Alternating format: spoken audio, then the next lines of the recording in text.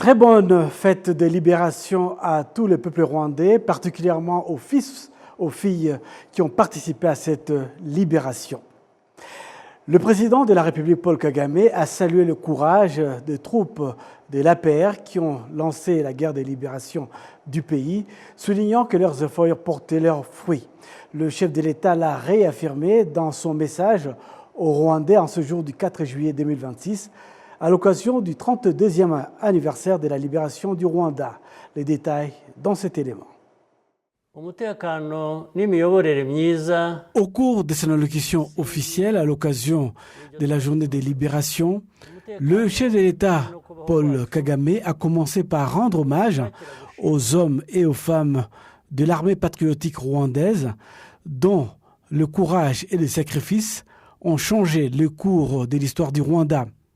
Il a poursuivi en indiquant que certains d'entre eux n'ont pas vécu assez longtemps pour voir ce jour. Mais c'est pourquoi ils se sont battus est aujourd'hui visible dans le Rwanda transformé qui nous entoure.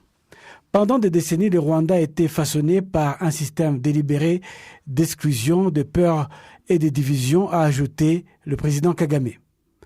Le président de la République a déclaré que l'objectif de lutte de libération était de restaurer ce qui a été retiré aux Rwandais, le droit de vivre dans la dignité. Il a regretté que les idées qui ont conduit au génocide n'aient pas totalement disparu. Elles persistent sous différentes formes et demeurent présentes dans notre région. Il a rappelé que la sécurité et la bonne gouvernance constituent le fondement de tout ce que nous avons bâti. Umutekano n'imiyoborere myiza ni umusingi w'ibyo twagezeho byose. Umutekano ujyanye no kubaho kwacu. La sécurité et la bonne gouvernance constituent les fondements de tout ce que nous avons bâti. La sécurité est une question de survie et non d'approbation extérieure. Sans elle, rien d'autre ne peut tenir. C'est pourquoi nous restons vigilants et déterminés. Ce qui s'est passé ici ne se reproduira jamais. Pour une simple raison, nous ne les permettrons pas.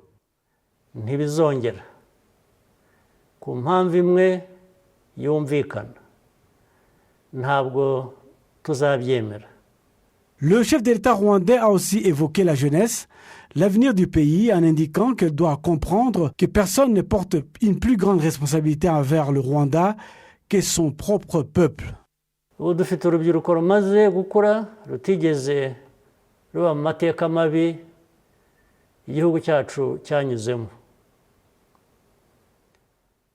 nouvelle génération atteint aujourd'hui l'âge adulte, sans avoir été témoin des heures les plus sombres de notre histoire. Comme celles qui l'ont précédée, cette génération doit comprendre que personne ne porte une plus grande responsabilité envers le Rwanda que nous-mêmes. Certains peuvent nous soutenir, d'autres peuvent être en désaccord avec nous ou mal nous comprendre. En fin de compte, tous peuvent nous tourner le dos. Nous n'avons pas cette possibilité.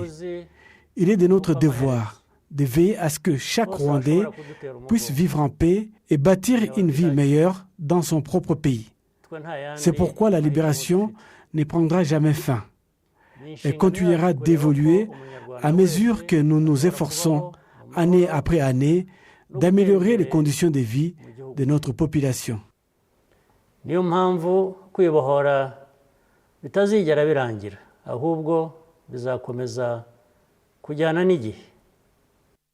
Le chef de l'État rwandais Paul Kagame a terminé son allocution en appelant à l'unité des Rwandais, en rejetant la division sous toutes ses formes et en se concentrant aux efforts sur ce que le pays peut construire ensemble, car le bilan des 32 dernières années parle de lui-même.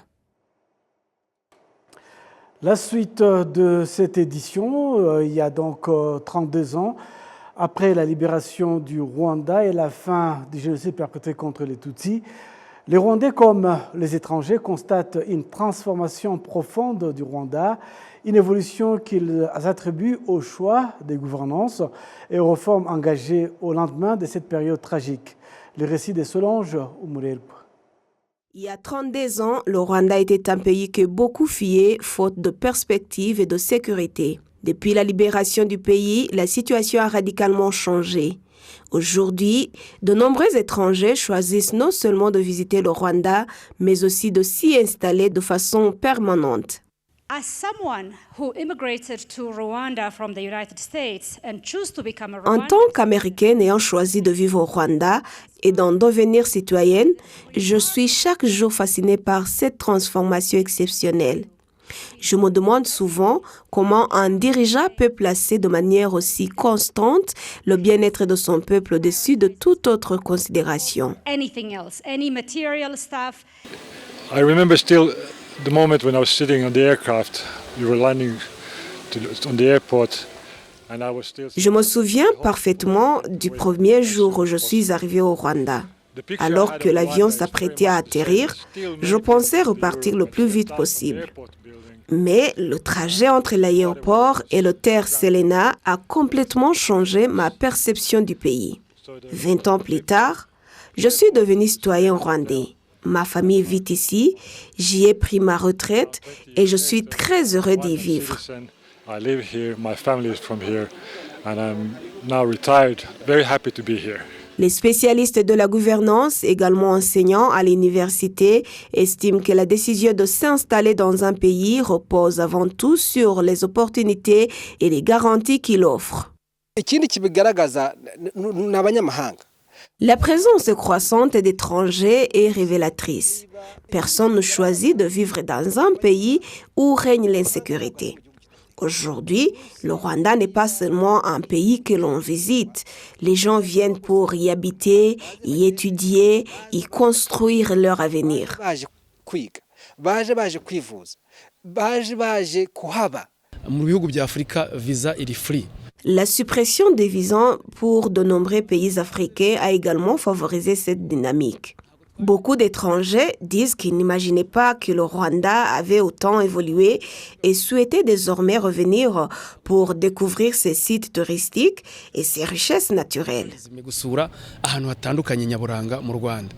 Les Rwandais eux-mêmes constatent les progrès réalisés grâce à une gouvernance qui place le citoyen au cœur des priorités.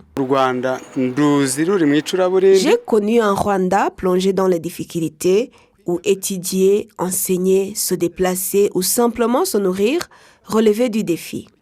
Aujourd'hui, le Rwanda est devenu un modèle. Quand je compare le chemin parcouru et les perspectives d'avenir, il est difficile de trouver les mots pour décrire cette évolution. Autrefois, les femmes restaient en retrait. Aujourd'hui, nous avons visité une usine dirigée par une directrice des ressources humaines. C'est le fruit d'une bonne gouvernance et des politiques mises en place sous la direction du président de la République, Paul Kagame. Les experts en droit soulignent que le respect de l'état de droit et la lutte contre la corruption figurent parmi les principales avancées enregistrées au cours des 3 dernières décennies. Le Rwanda figure régulièrement parmi les pays africains les mieux classés en matière de respect de l'état de droit. Il est reconnu pour sa sécurité, sa lutte contre la corruption et la qualité de ses services publics. Les classements d'organisations internationales comme Transparency International montrent que le Rwanda applique une politique de tolérance zéro à l'égard de la corruption. Cette réalité est le résultat d'un long processus de reconstruction depuis 1994.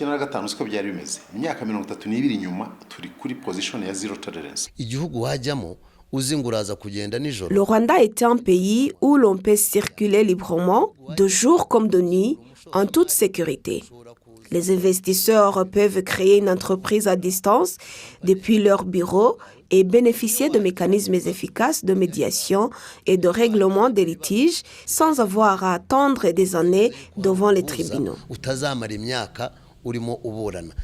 Les rapports publiés par les institutions internationales, notamment la Banque mondiale, le Fonds monétaire international FMI et plusieurs autres organisations classent régulièrement le Rwanda parmi les pays les plus performants dans les domaines tels que la croissance économique, le développement social et la qualité de la gouvernance. Rendons-nous à présent au Parlement. Les institutions affiliées au ministère de l'Éducation était vendredi devant la commission parlementaire en charge de la gestion et du suivi des fonds publics afin de rendre compte publiquement sur les erreurs constatées dans la gestion des finances et des biens publics. Il s'agit notamment du Service national des examens et de l'inspection NESA et du Service national de l'enseignement technique et professionnel RTB et de l'Institut polytechnique du Rwanda. Parmi les problèmes relevés dans ces institutions par les députés membres de cette commission figure la mauvaise gestion d'équipements acquis à prix d'or auprès de RTB et le non-respect des règles de passation de marché au sein des NESA. Le secrétaire permanent au ministère de l'Éducation, Kalaké Charles, a déclaré à la Commission des comptes publics que certains problèmes constatés dans les établissements relevant du ministère découlent d'un manque de contrôle financier interne. Il a assuré que ce problème serait résolu. Ces établissements ont en commun le non-respect des recommandations de l'auditeur général des finances de l'État. L'Institut polytechnique du Rwanda et son école de commerce affiliée ont accusé un retard en matière de conformité aux recommandations, passant de 83% à 56%, tandis que l'Agence nationale des examens et de la supervision des établissements scolaires, NESA, affiche un taux de conformité de 53%. Et puis l'ambassadeur du Soudan au Rwanda, Khalid Moussa Dafala Moussa, a salué l'excellence des relations entre son pays et le Rwanda tout en félicitant les autorités rwandaises pour leur politique d'ouverture envers les Africains. Il s'est exprimé vendredi à l'occasion d'une visite de travail en district de Gicumbi. Solange Umuregwa nous fait le point. Cette visite de travail a été marquée par des échanges d'informations sur des opportunités d'investissement dans le district de Gicumbi entre l'ambassadeur du Soudan au Rwanda, Khalid Moussa Dalafa Moussa, la délégation qui conduisait et les autorités du district. Il a été souligné que Gicumbi est un district propice aux investissements, notamment dans les secteurs de l'agriculture, de l'élevage, de l'éducation et du tourisme, en raison de son riche patrimoine historique. L'ambassadeur Khalid Moussa Dalafa Moussa a déclaré que les deux parties se disent fiers de la qualité de la coopération entre leurs pays respectifs. Nous nous réjouissons de l'excellente qualité des relations entre le Soudan et le Rwanda. Nous la devons au leadership de son Excellence le président Paul Kagame du Rwanda et du général Abdel Fattah al-Burhan du Soudan, ainsi qu'aux liens de fraternité qui nous unissent et à notre attachement commun au continent africain. Près de 5 000 Soudanais vivent aujourd'hui au Rwanda, dont environ 4 000 étudiants inscrits dans des universités, ce qui témoigne de la solidité de cette coopération. Nous remercions le Rwanda pour son ouverture et pour l'accueil chaleureux qu'il réserve aux frères africains. Les investissements des ressortissants soudanais au Rwanda dépassent 25 millions de dollars américains.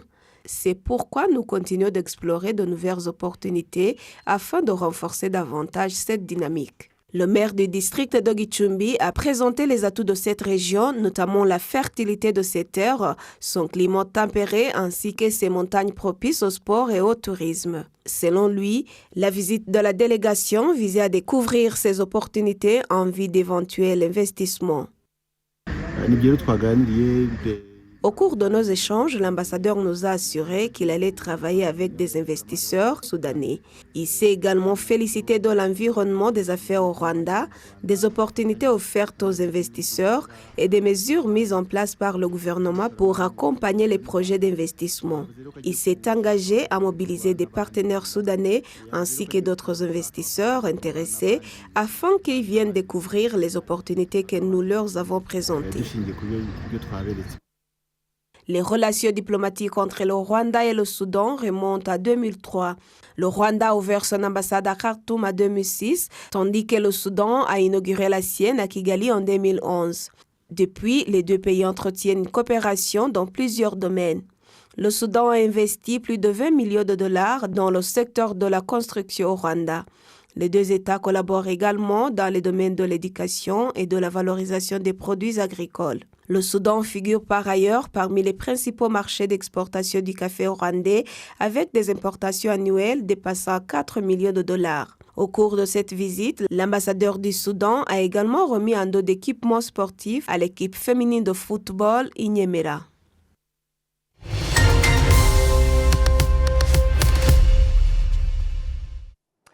Le Rwanda célèbre donc ce 4 juillet la journée ou la fête de la libération pour la 32e fois.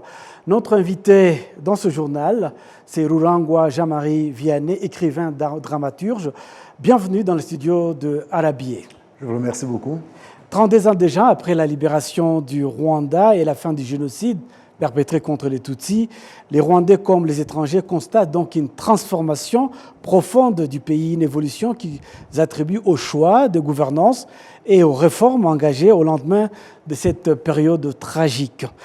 Vous avez traversé bien des périodes de cette histoire, ayant connu l'exil en dehors de votre pays, les frustrations de cette vie, de l'exil, la guerre et puis les génocides contre les Tutsis, les chemins de la libération, la résilience des Rwandais et le développement actuel. Évoquons avec vous donc le rôle de la culture dans la libération de ce pays. Vous avez été un acteur de la libération du pays dans votre exil par vos écrits et votre art. Comment avez-vous apporté cette contribution ? Oui, bon, il faut dire d'abord quel est le cadre de cette sensibilisation. C'était au collège Saint-Albert, c'est un collège de réfugiés rwandais. C'était, disons, de 1989 à 1992 que j'étais professeur dans ce lycée, dans ce collège, donc de Saint-Albert, où j'ai fondé la troupe théâtrale du collège de Saint-Albert. Et cette troupe avait justement pour mission d'inculquer à la jeunesse diasporique, dans la jeunesse des réfugiés rwandais, l'amour de la patrie. Il fallait d'abord parler il fallait d'abord leur faire prendre conscience des conditions précaires dans lesquelles ils vivaient, pour que justement ils aient le sentiment, la volonté et le courage de libérer leur patrie. Est-ce que quand vous aviez cet échange, vous sentiez que ces jeunes étaient réceptifs à votre message ? Ils étaient réceptifs parce qu'ils étaient les victimes de l'exil. Donc, ils ont répondu massivement à ces activités culturelles. Ce n'était pas seulement du théâtre. Moi, je m'occupais du théâtre, donc j'ai écrit des pièces de théâtre justement qui parlaient de ces conditions précaires et qui parlaient aussi du besoin impérieux, du désir ardent de rentrer au pays natal. Quelques pièces, rappelez-nous quelques pièces. Par exemple, Les Enfants du Soleil, La Voix du Vautour, La Traversée du désert, de Harima Accra. Ce sont des pièces que nous avons jouées et qui ont sensibilisé beaucoup la jeunesse du collège, non seulement la jeunesse du collège, mais aussi toute la diaspora en général. Donc, ils se retrouvaient dans mes pièces. Parce que ce que je vivais moi-même comme réfugié, c'était ce qu'ils vivaient. Comme disait Victor Hugo, quand je vous parle de moi, je vous parle de vous. Donc, même si je vous parlais de mes problèmes d'exil, mais c'était les problèmes en fait de la communauté exilique tout entière. Voilà, donc ces jeunes ont bien reçu le message et ils se sont engagés dans la lutte de libération corps et âme, avec de nombreux sacrifices, évidemment. Vous avez donc, comme je l'ai mentionné, vécu l'exil. Oui. Vous avez aussi vécu le génocide perpétré contre les Tutsis, les chemins de la libération, la résilience des Rwandais et le développement actuel. Oui. Vous qui avez vécu ces génocides, l'un des pires génocides ayant connu l'humanité. Vous avez écrit aussi des livres sur ces génocides et parmi ces livres, vous avez sorti aussi des pièces de théâtre, des représentations. Vous avez été récemment, vous revenez d'Europe, vous avez présenté votre pièce Essuie tes larmes au Grand-Duché de Luxembourg. Quel accueil le public sur place a donné à cette représentation? Oui, il faut d'abord dire que moi, je n'étais pas ici pendant le génocide. Donc j'étais à Rome, j'ai vu le génocide, je le suivais de près parce que c'était en direct, on tuait les gens en direct. Donc c'est vraiment quand j'étais à Rome que le génocide s'est perpétré. Et là, j'ai senti le besoin de perpétuer la mémoire de ce génocide des Tutsis du Rwanda à travers mes œuvres et surtout à travers le projet Écrire par devoir de mémoire. Rwanda, écrire par devoir de mémoire, initié par le journaliste et écrivain tchadien Nokije Dano. Alors j'ai écrit dans le cadre de ce projet une pièce de théâtre, un livre, mais surtout une pièce de théâtre que je suis en train de tourner à travers le monde entier, et suite à l'arme tiens-toi debout, que je viens de faire jouer au Grand-Duché de Luxembourg à l'invitation d'Ida Scalissa, présidente d'Ibuka à Luxembourg, et de l'ambassadeur du Rwanda au Grand-Duché de Luxembourg, Madame Aurore Mimosa. Et donc, ils m'ont invité, et avec la coordination de maître André Martin Kalongozi, nous sommes allés, parce que nous constituons une équipe en Belgique, nous sommes allés jouer cette pièce au Grand-Duché, et cette pièce a sensibilisé beaucoup les gens sur ces atrocités qui ont été commises en 1994. Donc je veux dire le génocide perpétré contre les Tutsis du Rwanda en 1994. Donc les gens, il y avait des jeunes qui... Est-ce qu'il y a beaucoup de Rwandais sur place? Oui, il y avait des Rwandais qui vivent au Luxembourg, mais il y avait aussi des Luxembourgeois, des jeunes comme des vieux, qui, pour la plupart, entendaient ça. Donc, parce que ça fait quand même 32 ans, les jeunes, ils apprennent. C'est comme si c'est quelque chose de nouveau. C'est pourquoi il faut toujours sensibiliser, il faut toujours informer. Et la représentation du Rwanda, nous avons une représentation sur place au duché de Luxembourg en tant qu'ambassade. Oui, nous avons une ambassade. Oui. C'est Madame Aurore Mimosa Munyangaju qui est l'ambassadeur du Rwanda au Grand-Duché de Luxembourg. Ça fait, je pense, une année que l'ambassade est là. D'accord. Alors, Mon pays, mon phénix, c'est une autre de vos créations. Oui. Vous allez pouvoir faire une représentation le 17 juillet prochain au Centre culturel francophone du Rwanda. Oui. Que préparez-vous pour le public rwandais? Bon, c'est une pièce déjà que nous avons jouée à Nyamata, à l'invitation du district de Nyamata. Et nous l'avons jouée aussi à la Kigali Public Library. Et c'est une pièce justement qui parle de la libération du Rwanda. C'est l'histoire contemporaine du Rwanda en fait d'une façon artistique, en passant par la conférence de Berlin de 1884-1885, qui a mis fin à la souveraineté de l'Afrique en général et du Rwanda en particulier, et faisant du Rwanda un pays, un territoire allemand. Et alors on raconte, on évoque les atrocités, le calvaire qu'a vécu le peuple du Rwanda sous l'autorité coloniale belge, la résilience du peuple rwandais, l'exil et le génocide, et maintenant la résilience et le développement du Rwanda après tous ces événements tragiques. Vous êtes un des écrivains qui a beaucoup écrit sur le Rwanda, sur plusieurs aspects sociologiques du Rwanda. Le Rwanda est composé à grande majorité par la jeunesse, et une jeunesse qui n'a pas connu le génocide, qui a vécu l'après-génocide. Dans son adresse aujourd'hui, le chef de l'État rwandais a appelé la jeunesse à s'approprier son histoire. Avez-vous un commentaire par rapport à ce message? Oui, c'est bon, c'est vraiment un beau message. C'est ce que je dis, moi aussi, hein, à travers mes écrits.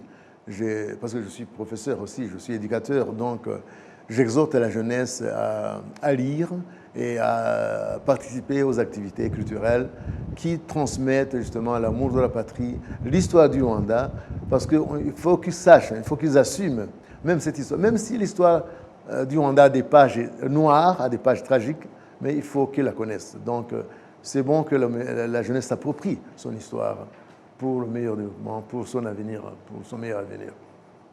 Merci à vous, Rurangwa Jean-Marie Vianney. Je rappelle aux téléspectateurs que vous êtes donc écrivain dramaturge. Restez avec nous pour découvrir le reste de l'actualité. Les experts en technologie numérique estiment que les réseaux sociaux ne sont plus de simples espaces d'échange et de divertissement. Ils sont désormais devenus des véritables outils économiques permettant aux jeunes entrepreneurs de promouvoir leurs activités, d'élargir leur clientèle et de créer des opportunités d'emploi. Les récits de Solange Umurerwa. Yvon Patrick, l'un des jeunes entrepreneurs rwandais, affirme que les réseaux sociaux sont aujourd'hui l'un des principaux leviers qui lui ont permis de gagner en visibilité et d'élargir sa clientèle.